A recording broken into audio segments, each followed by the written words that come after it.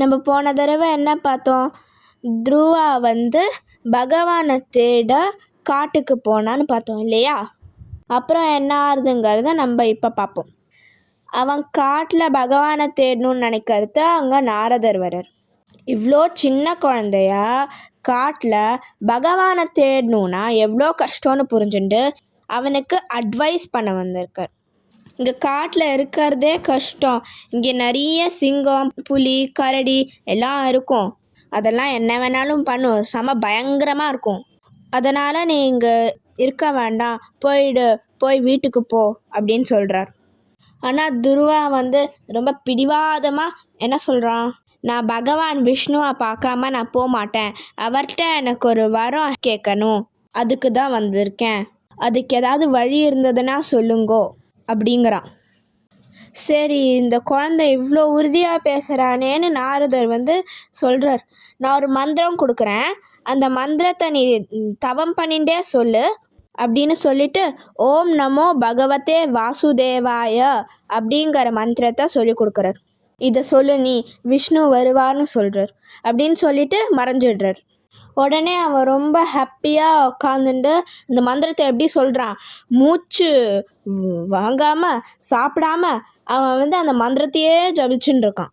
ரொம்ப நாள் கழித்து பகவான் விஷ்ணுவே குழந்தை இப்படி நல்லா சொல்கிறானேன்ட்டு வந்துடுறார். காட்சி கொடுக்குறார். துருவாக்கும் ரொம்ப சந்தோஷமாக ஆயிடுறது. உனக்கு என்ன வரம் வேணுமோ தரேங்கிறார். அவன் அரண்மனையில் என்னெல்லாம் நடந்ததோ அதெல்லாம் துருவா சொல்கிறான். எப்படி அவனை இன்சல்ட் பண்ணி அப்பா மடியில் உட்காரக்கூடாது அந்த மாதிரி சொல்கிறாங்கிறது. அப்போ விஷ்ணு என்ன சொல்கிறார்? உன் அப்பா மடியில் உட்காரது மாத்திரம் இல்லை, இவ்வளோ நீ அழகாக தவம் பண்ணி செய்யவே நீ செத்து போனதுக்கு அப்புறமா நீ வானத்தில் ஒரு நட்சத்திரமாக மின்னுவேன்னு சொல்லிடுறார். அந்த பக்கம் அரண்மனையில் அவன் அப்பா அவன் கஷ்டப்பட்டு தவம் பண்ணுறத கேள்விப்பட்டான். அரண்மனைக்கு துருவா திரும்பி வரத்த ஓடி கட்டி பிடிச்சுண்டு அரண்மனைக்கு அழிச்சுண்டு வரார். மடியிலையும் வச்சுன்றார். அப்புறம் என்ன சொல்கிறார்? எனக்கும் வயசாகிறது, நீ இவ்வளோ நல்லவன், நீ தான் ராஜாவாக இருந்து மக்கள் எல்லாரையும் பார்த்துக்கணும் அப்படின்ட்டு சொல்லிட்டு காட்டுக்கு போய்டுறார். இவன் ரொம்ப நல்லா ஆட்சி பண்ணுறான். விஷ்ணுவையே பார்த்துருக்கானே, அப்புறம் என்ன? அப்புறம் அவன் செத்து போன அப்புறமா விஷ்ணுவோட ஆசீர்வாதத்தினால வானத்தில் அவன் ஒரு ஸ்டாரை நட்சத்திரம் ஆயிடுறான். அதுக்கு பேர் தான் துருவ நட்சத்திரம், போல் ஸ்டார்னு சொல்லுவா.